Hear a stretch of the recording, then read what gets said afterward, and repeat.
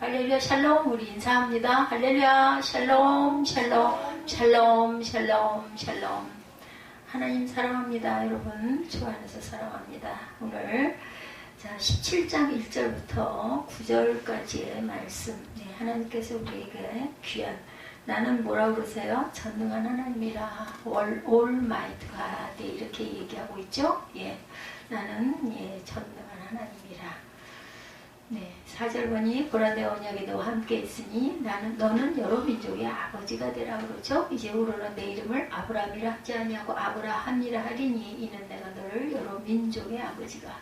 예, 이 원래 그 아브라함도 아비예요. 민족의 아비. 그 아비가 되게 하게 되는지 뭐라고 했다면은 열국 민족의 모든 민족의 아버지. 아직부터 사라도 마찬가지죠. 사례였는데 사라로 열국의 어머니로 삼아주시고, 내가 너를 심히 번성하게 하리니 내가 네게서 민족들이 나게 하며 왕들이 네게로부터 나올 거다.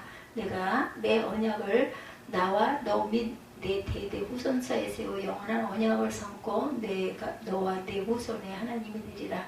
내가 너와 내 후손에게 내가 거류하는 이 땅과 가나안 온 땅을 줘 영원한 기업이 되게 하고 나는 그들의 하나님이 되리라. 나는 전능한 하나님이라. 1절에 말씀하죠. 아브라함이 99세 때 여기서 아브라함에게 나타나셔서 그에게 이르시되 나는 전능한 하나님이라. 너는 내 앞에서 행하여 완전하라. 이렇게 말씀합니다. 아브라함이 99세 때 1절이죠. 하갈을 통해 이스마엘을 얻을 때 86세였었죠. 창세기 16장 16절에 나옵니다. 그 후에 13년이 흘렀어요. 하갈의 일로 인해 하나님은 아브라함에게 나타나지 않으셨다가 13년 만에 아브라함의 99세 때에 다시 나타나시죠. 그리고 또한 8절에 보면 가나안 온 땅을 주 영원한 기업이 되게 하고 나는 그들의 하나님이 되리라 말씀합니다. 가나안 땅은 하나님이 안식 곧 우리의 영원한 본이 아닌 천국을 의미합니다. 가나안은. 따라서 본절은 아브라함과 그의 후손 이스마엘 민족이 모태에서 조생되기 전부터 하나님 백성으로 택정함을 입고 천국에 들어갈 자로 예정되었음을 뜻한다. 그러니까 여러분 아래층에 있는 가나안 부동산이 얼마나 대단한 이름을 하나님이 주신 이름을 쓰고 있죠. 천국을 의미한다고 그래요. 영원한 번영인 천국. 하나님의 안식, 우리의 영원한 번영인 천국을 의미하고 있습니다. 가나안은. 그래서 우리 찬양도 있죠. 나 가나안 복지에 들어가려고 이 찬송도 있습니다. 그래서 기업을 삼게 하리라고 말씀하시는 하나님께서 너는 내 언약을 지키고 내 후손도 대대로 지키리라. 9절이죠. 여기서 언약은 이어지는 10절과 14절에 10절에서 14절에 할례를 뜻합니다. 야곱에서 아브라함과 그의 후손 이스라엘 민족의 하나님이 되셔서 그들로 가나안 땅을 영원한 기업으로 얻게 하실 것인지요. 아브라함과 그의 후손은 대대로 할례를 행하라. 13, 4절에 너희 집에서 난 자든 너희 돈으로 산 자든 할례를 받아야 하리니 이에 내 언약이 너희 살에 있어 영원한 언약이 되려니 할례를 받지 아니한 남자고 표피를 베지 아니한 자는 백성 중에서 끊어지리니 그가 내 언약을 배반하였습니다. 오죽하면 이렇게 말씀하시죠. 10절에 보니까 남자는 다 할례를 받으라. 남자의 표피 베는 것이죠. 14절에 설명하죠. 하나님의 백성에게 있어 할례 진정한 의미는 육의 몸을 벗는 것을 얘기합니다. 고로새서 2장 11절에 할례를 받았으니 곧 육의 몸을 벗는 것이고 그리스도의 할례니라. 너희가 세례로 그리스도와 함께 장사되고, 세례를 받음으로 죽었다 다시 살아나는 거예요. 물에 들어갔다가 올라올 때, 그죠? 고로새 3장 1절에서 5절에 너희가 그리스도와 함께 다시 살리심을 받았으면 땅에 있는 지체를 죽여라. 이렇게 말씀하고 있습니다. 할례를 받지 아니한 남자 백성 중에서 끊어지리라 그러죠. 14절에 하나님 이스라엘 백성에게 남자는 반드시 난지 8일 만에 할례를 받으라고 명하시고 이것은 하나님과 이스라엘 백성 사이 지킬 영원한 언약이라고 하시죠. 할례를 받지 않는 것은 하나님과의 언약을 배반하는 것으로 백성 중에서 끊어질 것이다. 출애굽기 4장 24절에서 26절에도 모세가 길을 가다 숙소에 있을 때 야훼께서 그를 만나사 그를 죽이려 하신지라. 십보라가 돌칼을 가져다가 그의 아들의 표피를 베어 그의 발에 갖다 대며 이르되 당신은 참으로 내게 피 남편이로다 하니 야훼께서 그를 놓아주시니라.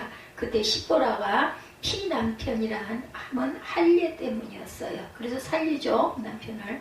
육체를 쫓는 자는 하나님의 나라를 유업으로 얻지 못한다고 말씀합니다. 구약의 할례는 신약의 세례와 같고 이는 육의 몸을 벗는 것이죠. 다른 말로 땅의 지체를 버리는 것, 육신의 일을 도모하지 않는다라는 언약이에요. 따라서 할례받지 아니한 자를 백성 중에서 끊어버리신다라는 말은 언약의 백성일지라도 육체의 일을 버리지 않고 이를 쫓아가는 자는 하나님의 나라를 유혹으로 받지 못한다. 고린도전서 6장 9절에서 10절입니다.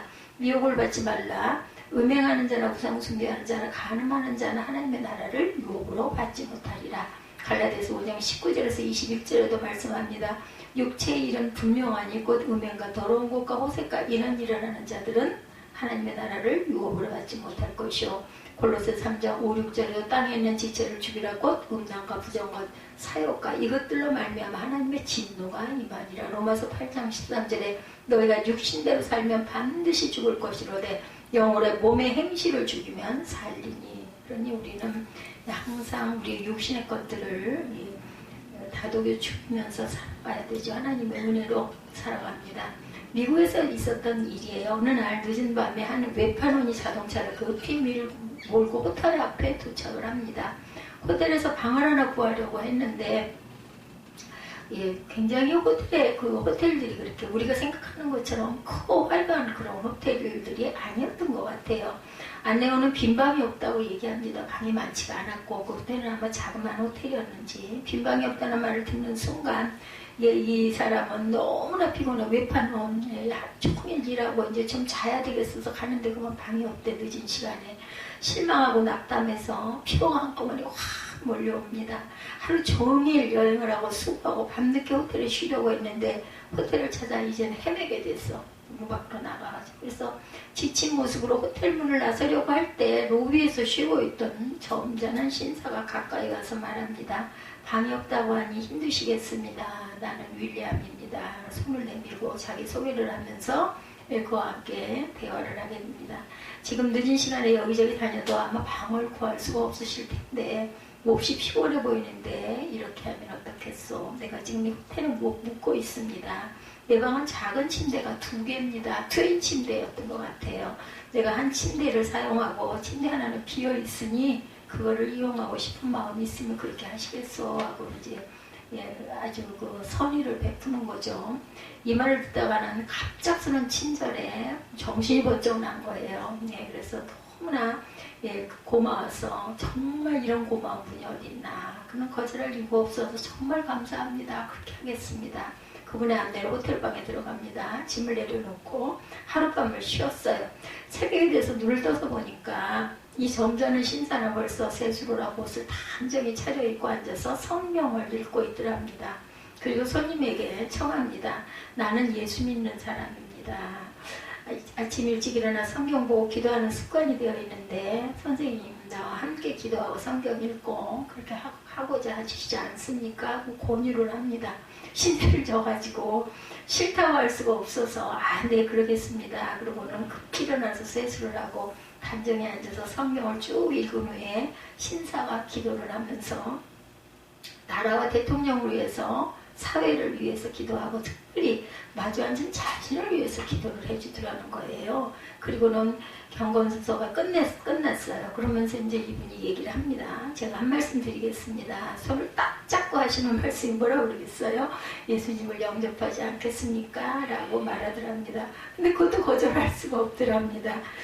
그러죠. 대답하고 함께 기도했다고 그래요. 무슨 기도했겠어요? 이제 나 예수님 믿겠습니다. 고백하는 그 기도를 했겠죠. 그것도 또 어쩔 수가 없어서 기도를 받았다고 그러죠. 당신은 이제부터 내 친구입니다. 내 형제입니다. 그리고 굳게 악수를 하고 감사합니다 하고 그러는 순간 그는 세상이 새로워지는 기분을 느꼈다고 합니다. 이분이 은혜를 받은 거예요. 세상에 이런 고마운 분이 있나, 세상에 이런 사람도 있나 하고 너무나 감사했대. 근데 전혀 다른 세상을 보는 것 같은 감격이 이분에게 있었다고 합니다. 나중에 알고 보니까 이 사람은 윌리엄 제님스라는 브라이언이라는 당시 미국 국무장관이었어요. 외판원은 미국 국무장관을 호텔에서 우연히 만나고 덕분에 하나님을 만나고 평생의 감격으로 살게 됐다고 그래요. 전능하신 하나님은 능치 못할 일이 없으세요. 사람이 한 것 같지만 성령께서 함께 하셨고 단 받아들이는 건 본인 몫이에요. 받아들이느냐 안 받아들이느냐. 왜냐하면 우리에게 하나님이 자유의지를 주셨기 때문에. 그래서 오늘 전능하신 하나님이라는 제목 올마이티가 아시죠? 함께 은혜를 나눠봅니다. 사도신경의 첫 마디가 뭐라고 그래요? 전능하사 천지를 만드신 하나님 아버지를 내가 믿사오며 이렇게 얘기하죠. 전능하신 하나님을 믿는 것은 신앙의 기본이고 골격이고 중심입니다. 전능하신 하나님을 받아들이는 것이 신앙 고백의 첫 마디에 나오죠. 문제는 우리가 진정으로 전능하신 하나님을 믿지 못하는 데서 믿음이 항상 흔들리고 있다는 것이에요. 알면서도 우리 때로 그러죠. 그렇게 될 줄 알았어. 그러면서도 그 올무에 걸릴 때가 너무나 많고 흔들릴 때가 너무나 많습니다. 그러니까 뭐라 그래요? 믿음의 불량이라고 얘기를 하죠. 요즘 사람들은 사회적으로 경제적으로 불안하고 답답하게 살아가고 있습니다. 우리 믿음이 흔들리고 낙심하기도 합니다. 그렇지만 전능하신 하나님을 소망으로 확신하고 우리의 모든 문제가 선하게 잘 해결되고 평통하리라는 것을 우리가 믿고 와야 돼요. 여러분들 그거 아시죠? 바라봄의 법칙 아십니까? 그렇게 바라보다 보면 정말 그 일이 일어나고 그게 잘 이루어집니다. 저는 그걸 참 많이 경험을 합니다. 내 마음의 소망을 가지고 계속 그걸 바라보다 보면 거기 한 발 한 발 가까이 다가감을 느끼고 때가 되면 그때는 시와 때는 우리가 알 수가 없어요. 하나님이 이루신다라는 걸 제가 우리 에스더 전사한테 그런 얘기를 했습니다. 내가 하려 하지 말고 그냥 하나님께 맡기고 그걸로 인해서 읍조이거나 눈치를 보거나 이걸 어떻게 했으면 좋을까 이런 생각을 하지 말고 그냥 좀 편안해지라고. 왜냐하면 옛날에 그 임미돈 목사님 그전에 그 반석교회 그 목사님이 그 얘기를 참 많이 했어요. 저는 그게 나쁜 소리라고 생각을 안 했는데 나중에 알고 보니까 부족한 부분이더라고요. 날 보고 앞서가려고 한다고. 뭐 무슨 앞서 달려가면 좋지 그렇게 생각을 했거든요. 아무것도 모를 때였죠. 그런데 나중에 알고 보니까 앞서가면 하나님이 하실 수가 없어요. 그럼 네가 해봐. 내버려 두시는 거예요.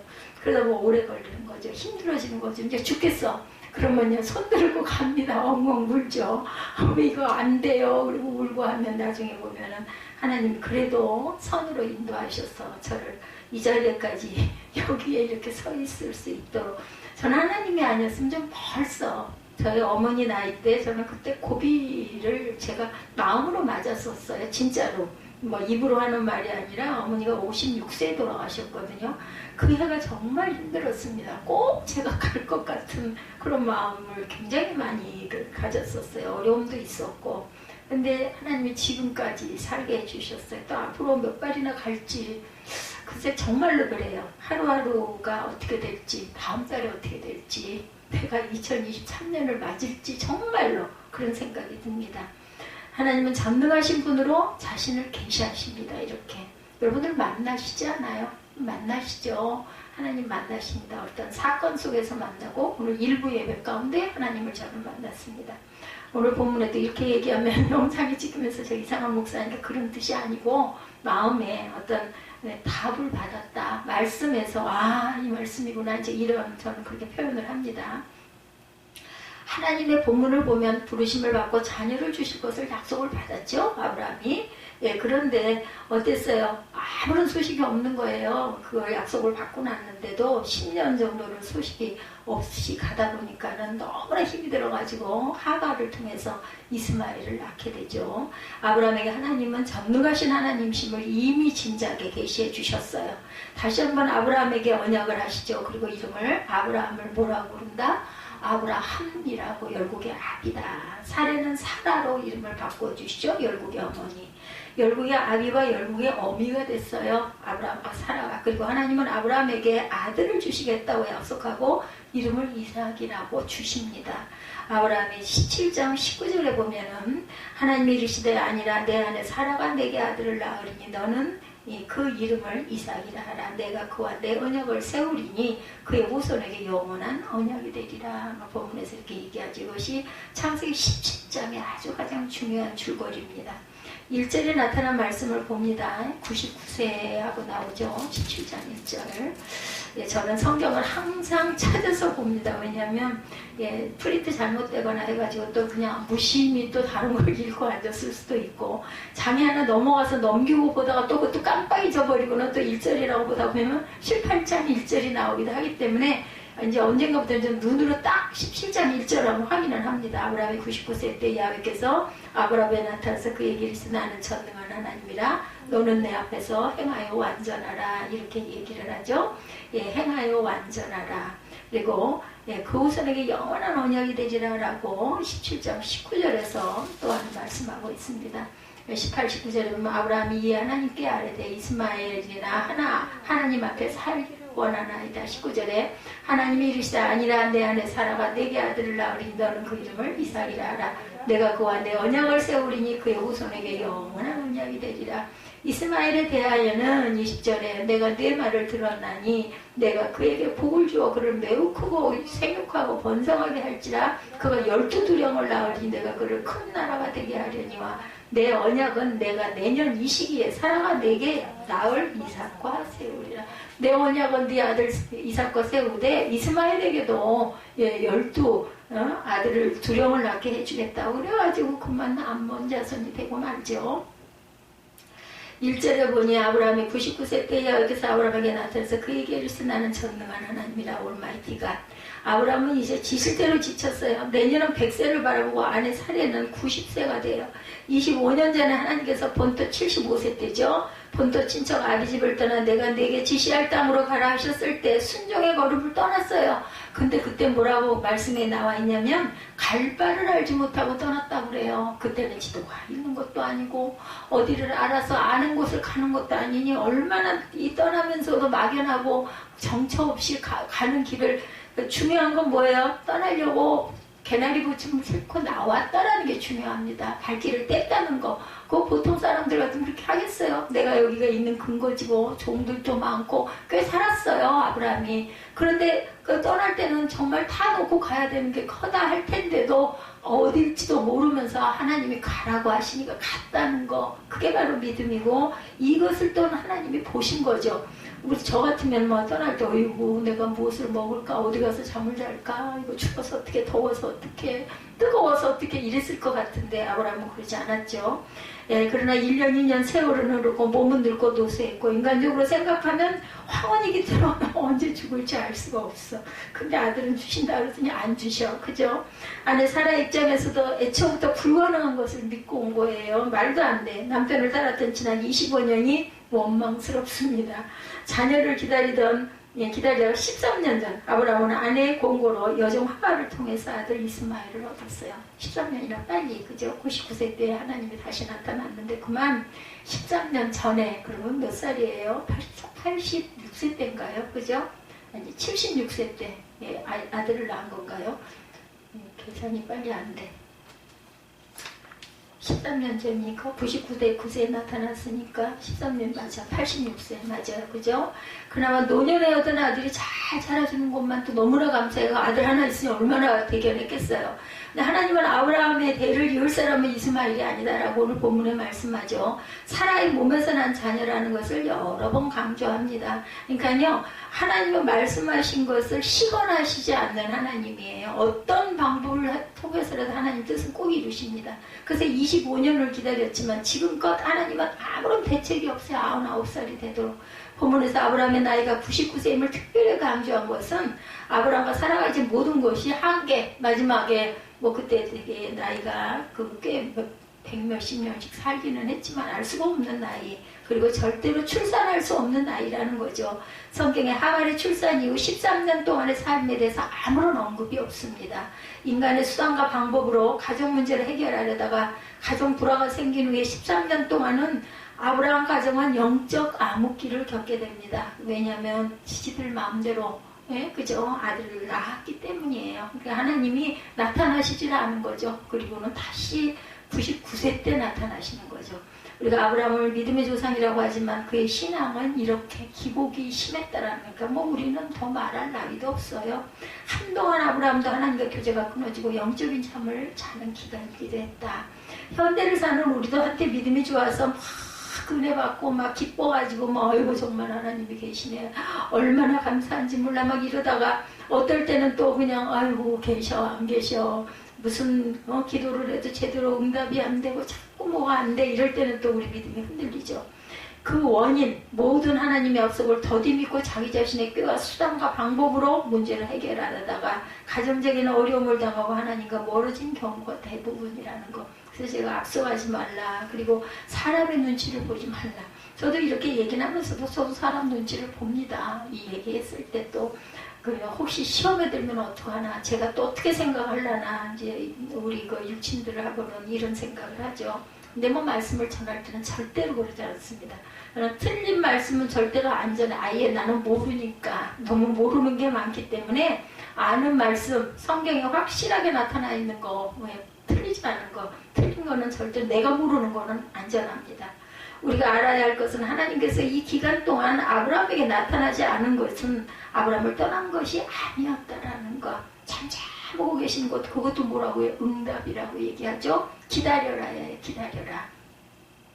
반대로 아브라함이 하나님을 떠나 있었던 거예요. 하나님은 한순간도 우리를 떠나지 않으시고 우리를 지키시는 하나님이심을 믿으시기 바랍니다.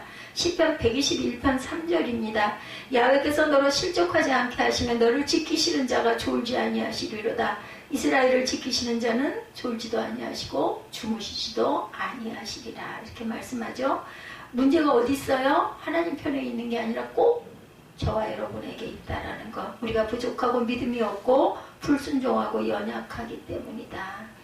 예, 우리가 그 TV 화면이 안 나온다면 TV 보자면 이제 방송국이 잘못된 게 아닌 거죠. 그죠? 예, 전원이 끊어졌거나 고장났으면 그것을 고쳐야 합니다. 즉, 회개해야 한다는 거죠. 우리의 문제지 하나님의 문제는 절대로 아니다.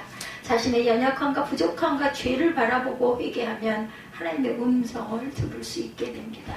영적으로 하나님이 깨닫게 하시고 알게 하시는 것 여러분들 민감하게 반응하시기 바랍니다. 네, 이처럼 낙심하고 좌절하는 아브라함에게 하나님은 전능하신 하나님으로 자신을 계시하죠. 나는 전능한 하나님이다. 오늘 본문 1절에 아브라함에게 이보다 더 큰 확신과 위로가 어디 있겠어요. 얼마나 기뻤겠어요. 드디어 믿음의 조상 아브라함은 100세, 사라는 90세 하나님의 약속대로 아들 이삭을 낳죠.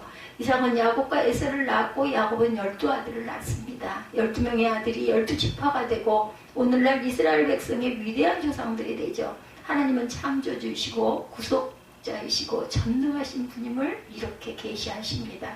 전능하신 하나님은 모든 것을 하실 수 있는 분, 능치 못함이 없는 분을 의미합니다. 우리의 모든 문제는 전능하신 하나님을 믿지 않거나 믿지 못하는 데서 생기는 거다. 믿음의 분량이 정말 안타깝죠. 우리들이 너무나 연약해서. 하나님께서 아브라함 부부에게 25년을 기다리게 한 것은 믿음이 무엇인가를 가르치시는 훈련 기간이었다. 우리가 오늘 1부 때도 얘기를 했지만 우리가 멸류관은 굉장히 좋아합니다. 근데 어떤 게 싫어요? 십자가는 싫어요. 십자가는 뭐예요? 고난이죠. 멸류관은 하나님이 주시는 축복입니다. 근데 축복을 받기를 원하는데 고난의 통로는 통과하고 싶지 않아요. 근데 고난이 없으면 노 크로스 노 크라운 얘기하죠. 십자가가 없으면 멸류관도 없다라는 거예요. 그러면 선택은 내가 해야 할 몫입니다. 즉 믿음은 바라는 것들이 실상이요 보지 못하는 것의 증거라고 얘기 안 보여요. 그죠? 믿음이 뭐 보입니까? 다만 우리 마음에 확신이 오는 거죠. 아, 이게 이렇게 되려고. 예? 우연히 일어나는 일 하나도 없다. 오늘 일부 예배 시작이 그랬어요. 절대로 우연히 일어나는 일 아무것도 없다.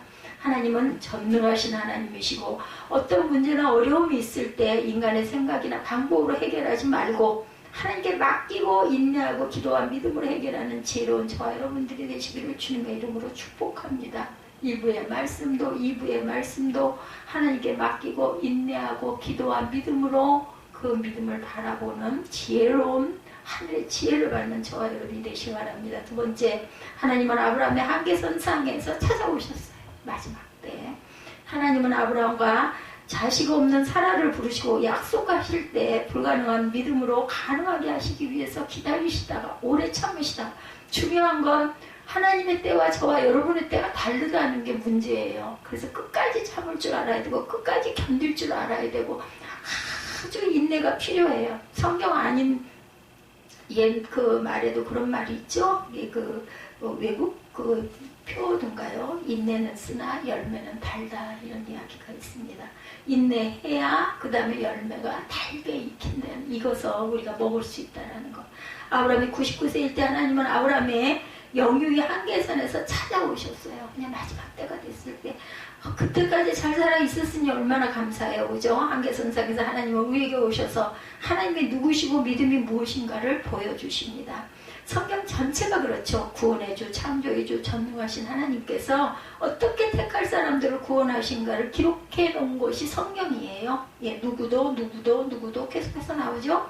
신구약 성경 66권의 일관된 기록 내용입니다. 인간은 모두 넘어지고 실패하고 하나님을 배신하지만 하나님은 인간에게 찾아오시고 은혜 주시기를 기뻐하시고 사랑을 베풀어 주시는 긍휼의 하나님, 그것은 전부 하나님 자신의 영광을 위해서 지어놓은 지은 자, 작품을 만드신 분이, 그분이 자신의 작품들을 다 사랑하는 거 맞잖아요. 그죠? 그렇기 때문에 찾아오신다라는 것.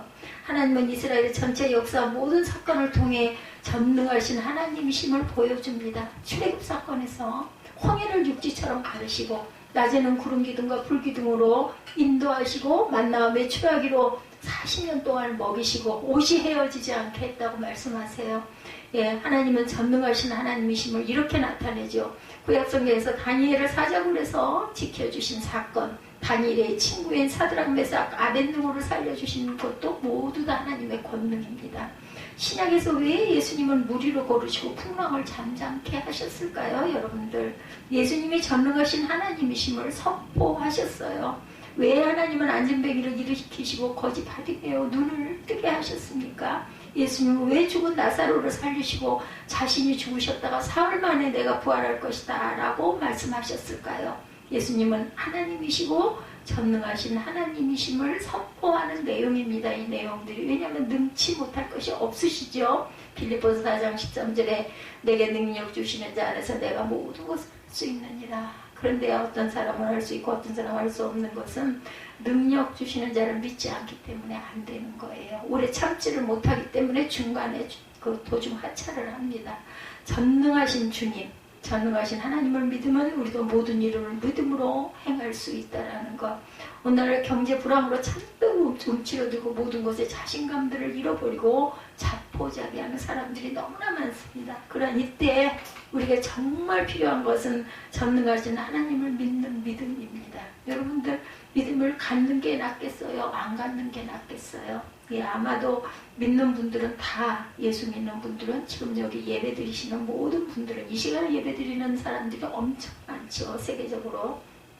물론 이제 뭐 방관해서 시간대가 바뀌어서 이제 다를 수는 있겠지만, 뭐 대한민국만 따진다 하더라도 모든 교회들이 거의 다 11시 경부터 찬양을 시작을 하고 말씀이 들어가기 때문에 우리 교회는 조금 늦기는 하지만 11시, 12시 반, 1시까지 계속해서 예배, 아침 9시부터 계속해서 예배, 일부 예배부터 쭉 시작해서 몇 부까지 드리는 교회들도 많죠. 그렇기 때문에 주일이 하나님이 정말 하나님 귀에 찬양과 기도가 계속 끊이지 않고 드릴 것 같습니다. 믿음이 없이는 하나님을 기쁘시게 할 수 없다고 말하죠. 세상을 또한 이길 힘도 없습니다. 믿음이 없이는. 예수님 안에 있는 믿음을 가져야 모든 것을 얻게 된다는 건, 불신앙의 그 모든 것들을, 부정적인 시각들을 모두 다 우리는 비워버릴 수 있게 된다. 그러면 문제가 어떻게 돼요? 불신앙은 이 모든 일상들을 부정적인 시각으로 자꾸 바라보게 해요. 왜냐면 안 될 것 같거든요. 보면. 저도 늘상 매일 엎치락 뒤치락 합니다. 몸이 이래가지고 오늘 제가 새벽 내 기가 막혀 도저히 잠이 안 와가지고 4시에 일어나가지고 주방에 가서 한 2시간을 난리를 치고 나니까는 온몸이 땀바다가 돼서 씻었어요. 몸에서 불이 나. 이따가 보시면 알아요. 그래서 이렇게 우리가 정말 그 부정적인 시각들 때문에 문제는 더욱 꼬이고 점점 복잡해지고, 하나님은 전능하신 하나님이시고 전능하신 하나님을 믿는 것은 문제 해결의 열쇠라는 걸 절대로 잊지 마시고, 내가 하려고 애를 쓰지 마세요. 그냥 놔두고 이렇게 흐르는 대로 따라가다 보면 나중에 보면 아이고 그래서 그때 이랬었네 이렇게 아마 여러분들 대답하게 될 겁니다. 신앙의 사람은 문제를 문제 삼지 않고 하나님께서 권능으로 모든 일을 해결하심을 믿는 믿음으로 우리가 살아간다라는 거 이사야가 말하죠. 예, 40장 이사야 40장 29절에서 31절입니다. 피곤한 자에게는 능력을 주시며 무능한 자에게는 힘을 더하시나니 소년이라도 피곤하며 장정이라도 넘어지며 자빠지되 오직 야훼를 앙망하는 자는 새 힘을 얻으리니 여기쯤 보니까 이제 이해가 되시죠? 우리 찬송 많이 하죠. 독수리 같이 그죠? 높이 독수리가 날개 치면 올라간 같을 것이요 다른 박질하여도 곤비치 아니하겠고 걸어가도 피곤치 아니하리라. 우리 그 전에 이렇게 율동하면서 이 찬송 굉장히 많이 했어요. 이게 바로 이사야 40장 29절에서 31절 내용입니다. 그래서 우리가 기도를 많이 못하면 찬양이라도 열심히 따라하다 보면 찬양의 가사가 모두 다 성경 말씀을 약간씩 이렇게 그죠? 은유를 맞추다 보니까 글자 수나 이런 걸 조금 조정을 하지만 이게 분명한 것은 말씀들이라는 것을 잊지 마시기 바랍니다. 완전히 낙심한 아브라함에게 찾아오셔서 전능한 하나님심을 보여주신 하나님이 우리에게도 말씀으로 이렇게 예배 때마다 찾아오세요. 전능하신 하나님을 우리의 삶과 심령 안에 모시려면 세 가지 할 일이 있다는 거 잊지 마시기 바랍니다. 첫째, 하나님 약속을 믿고 흔들리지 않는 믿음을 가져야 한다. 두 번째, 하나님 앞에서 거룩하고 순결한 삶을 살아야 합니다. 세례와 직분을 받고 성도의 의무를 행하는 것만이 전부가 아니고 하나님 보시기에 성결한 삶을 살아라. 세 번째, 하나님 앞에서 완전하도록 힘써야 한다. 완전하라는 말은요, 회개한 후에 다시는 범죄하지 말고 믿음과 사랑과 순종해서 완전하라는 뜻이에요. 우리가 잘못된 것은 회개를 하고 주님 앞에 순종하고 섬기는 자세로 세상을 살아가라. 하나님은 아브라함의 한계선에서 절망의 끝에 찾아오셨어요. 인간의 끝은 여러분들 하나님의 시작이라는 거 잊지 마시기 바랍니다. 아이고 나는 갈 곳이 없고 꽉 막혀서 이제 죽을래나 봐. 그럴 때 누구를 만나요? 하나님을 만나게 되죠. 그럼 저처럼 이렇게 벌떡 일어서서 걸어 다닐 수가 있습니다. 오늘날처럼 힘들고 어려운 시대에 아브라함에게 찾아오신 하나님은 우리에게도 찾아오셔서 능력과 함께 용기와 확신을 주시고 문제를 해결해 주십니다. 전능하신 하나님, 예수님, 성령님을 믿으면 세상을 이기며 형통하고 모든 일을 행할 수 있다는 것. 내가 하는 게 아니라 내 안에 계신 성령께서 나를 도우시죠. 우리에게 허락하신 나그네 인생길에서 올마이티 갓을 늘 믿고 의지함으로 언제나 승리하는 복된 믿음의 성도들이 되시기를 주님의 이름으로 축복합니다.